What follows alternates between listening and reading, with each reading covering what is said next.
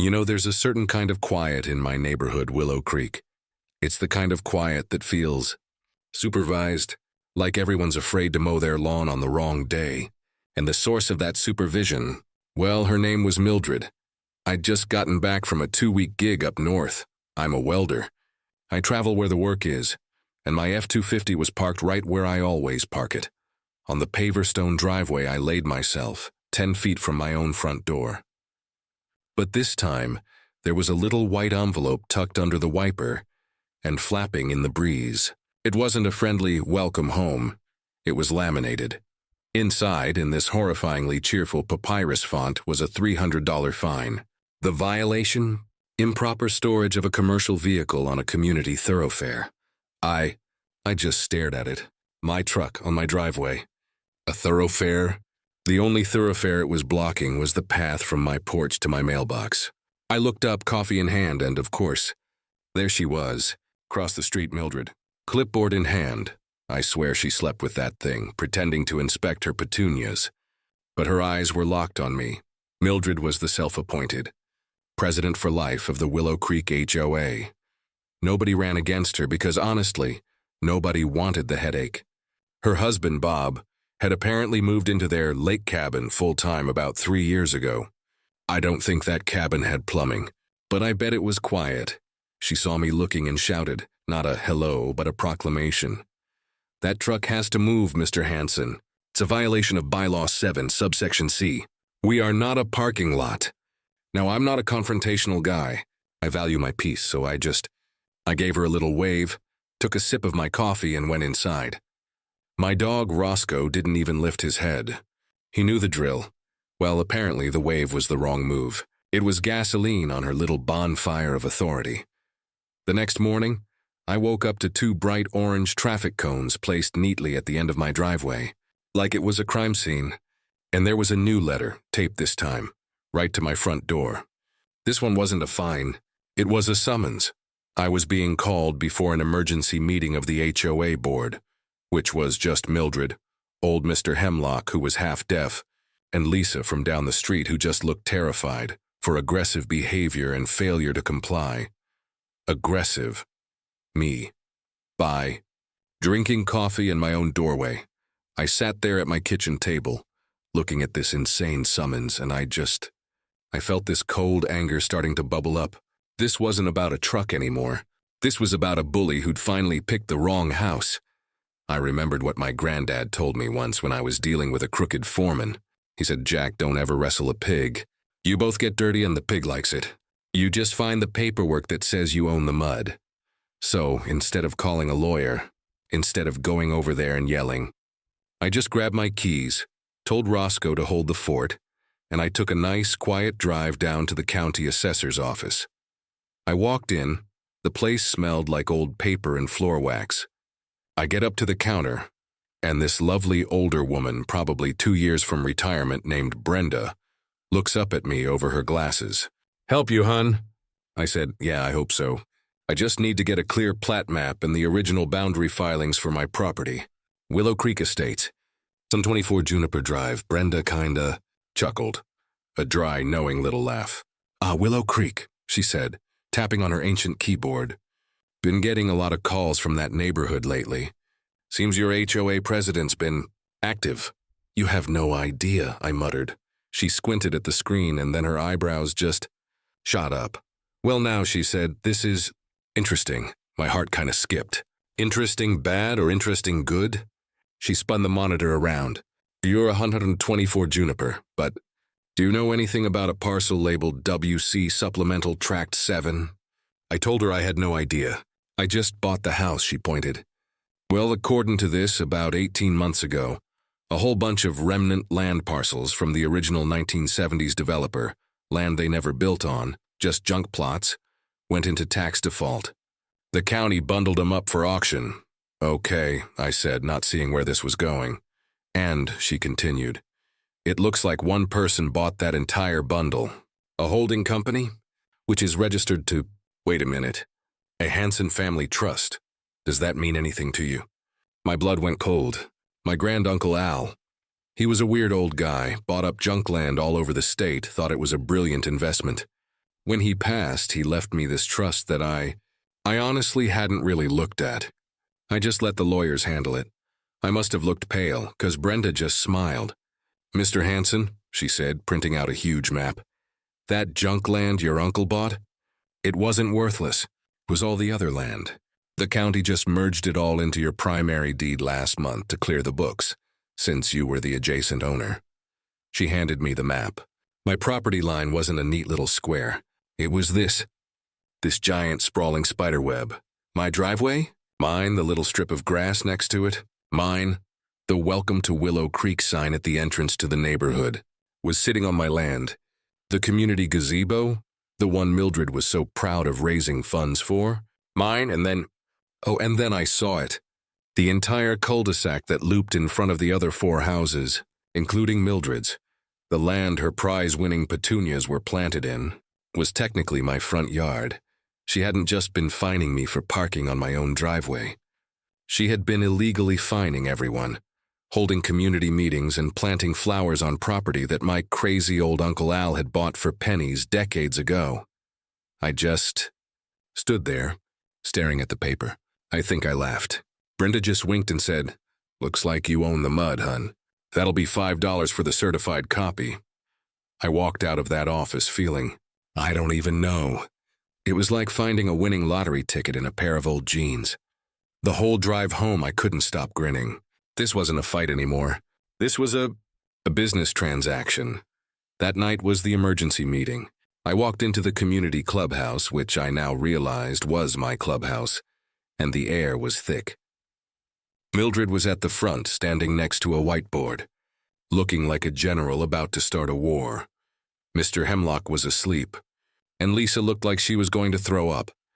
"Mr. Hanson," Mildred started, her voice dripping with fake patience, "we are so glad you decided to join us. We need to discuss your repeated hostile violations." I didn't say a word. I just walked right past her, and I taped the certified county plat map right onto her whiteboard. The room went dead silent. You could hear Mr. Hemlock snoring. Mildred stared at it. What is this nonsense?" "That," I said, my voice real calm, "is the actual property map for Willow Creek, certified this morning by the county assessor. I used a dry erase marker to trace the big, red line that looped around her side of the street. According to this, Mildred," I said, tapping the map, "this entire clubhouse, the gazebo, and that little garden you love so much, well, it's all part of my parcel. You've been trespassing for years." Lisa's jaw dropped. Mr. Hemlock woke up. "Huh? What's that? Trespassing?" Mildred's face. Oh, her face. It went from crimson red to this pale papery white. It was a color I'd never seen before. That's fraudulent," she sputtered. "You faked this." "It's a certified county document, Mildred," I said, pulling the receipt from the assessor's office out of my pocket. "You can call Brenda down at the office tomorrow. She's expecting your call." I looked at the $300 fine notice I was still holding. "Now, about this fine for parking on my thoroughfare, I think we can call this one even. In exchange for, say, back rent on the clubhouse? Or maybe we can just dissolve this meeting permanently." I didn't wait for an answer. I just turned around, walked out the door, and I could hear her screaming behind me. "This is not over, Hanson.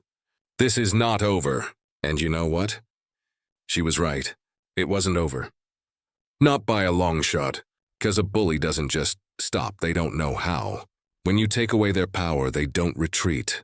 They get desperate, and desperate doesn't even begin to cover what Mildred did next. For about 3 days, there was this beautiful, heavy silence, the kind of quiet I'd moved here for. No clipboards, no angry shouting, no traffic cones. Roscoe could sunbathe on the driveway in peace. I actually started to think maybe that was it. Maybe she finally got it. I was wrong. I was so wrong. The escalation started small, but weird. I'd be in my garage working on my forge, and I'd hear it. A high-pitched whirring. I'd step outside, and zip, a little black drone would shoot back over the fence line, straight toward Mildred's house. She was spying on me, trying to catch, I don't know, me building a bomb? Illegally changing my oil? I documented it, took pictures, took video, but it was just Pathetic. Then the HOA Facebook group, which Mildred ran with an iron fist, suddenly lit up with anonymous posts. Posts about new neighbors who refuse to integrate, and individuals who use legal tricks to threaten our community harmony. She was trying to poison the well, turn the other neighbors against me. But the thing is, most of the neighbors were just happy she was leaving them alone. I ignored it. I just kept my head down. I was the landlord, right? I didn't need to engage, and then I went to get my mail. It was a Tuesday. I remember because the grocery ads were in. I opened my mailbox, pulled out the stack, and something just felt off. There was a little black thing stuck to the inside roof of the mailbox. It was small, about the size of a quarter, with a tiny dark lens. It was a spy cam. She had put a camera inside my federal mailbox. I stood there on the curb, holding this thing, and the humor was gone. The I own the land feeling. It just evaporated. This wasn't a petty feud anymore. This woman wasn't just a bully. She was unhinged, and she was stupid.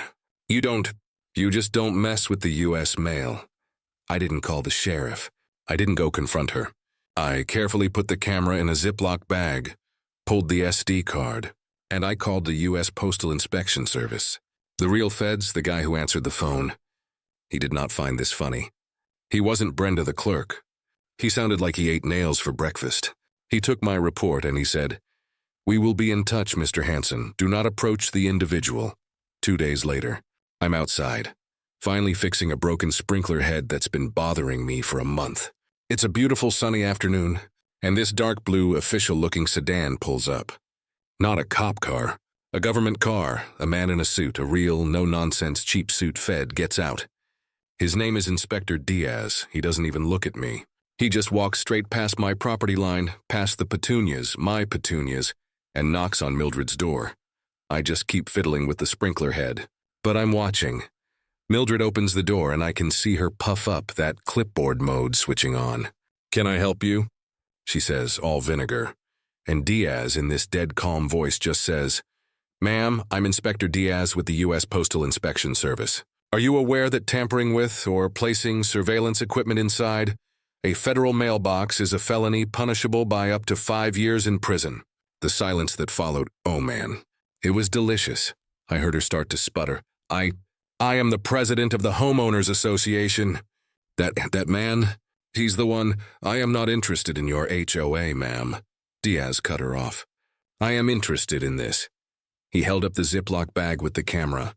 And this, he held up a screenshot from the SD card. A crystal clear 3 a.m. shot of Mildred, wearing gardening gloves, her face illuminated by a flashlight as she shoved the camera into my mailbox. "We have a warrant to search your computer and storage devices." "Ma'am," Diaz said, and that was that I heard shouting. I heard, "You can't do this." I heard, "This is harassment." And then I saw Mildred, in handcuffs, being walked out of her own house past her perfect petunias and put in the back of that boring blue sedan. She saw me. As the car door closed, her eyes met mine, and it wasn't anger I saw. It was confusion. Like she genuinely could not understand how her rules had just collapsed. The for sale sign went up on her lawn that weekend. It wasn't even a real estate agent. It was one of those cash for houses we buy ugly signs. She was gone in 30 days. The HOA dissolved. I think they technically still exist, but without Mildred, it was just nothing. The neighborhood Facebook group was shut down. The quiet that settled over Willow Creek, it was different. It was real this time. The house sat empty for a month. Then a young couple bought it. They've got 2 kids and a loud, happy golden retriever that Roscoe absolutely loves. The first thing the guy did, he came over with a 6-pack. "Hey," he said, "I'm Tim. Listen, I heard stories. Just wanted to say we're just happy to be here. No clipboards, I promise," we laughed. It was good, but here's the funny part. The part that kinda sticks with me. The land is still mine. The gazebo, the cul-de-sac, it's all part of my deed. The new neighbors, they know it. Last week, Tim and the other folks on the cul-de-sac wanted to have a 4th of July block party. They wanted to use the gazebo and set up tables in the loop. And Tim, he had to come over hat in hand and ask my permission. "Hey, Jack," he said, real casual, but we both knew what it was. "You mind if we, you know Use the gazebo on Saturday. We'll clean up everything, obviously. I stood on my porch looking out at my gazebo. And I looked at Tim, this nice guy who just wanted to grill some hot dogs. And I heard myself say, yeah, that should be fine. Just make sure you run the noise past 10, okay? He smiled. You got it, Jack, thanks. He walked away and I stayed on the porch feeling weird. I won. I beat the tyrant. I freed the neighborhood. But I'm the one who owns the community sign. I'm the one they have to ask for permission. I'm the one who gets to set the rules. I got rid of the HOA, but I kind of became the HOA, so I gotta ask you guys. What do you think? I mean, did I do the right thing by taking that power? Or did I just end up replacing one dictator with a slightly nicer one? What would you have done if you suddenly found out you owned your entire neighborhood? Let me know what you think down in the comments. This one's been weighing on me.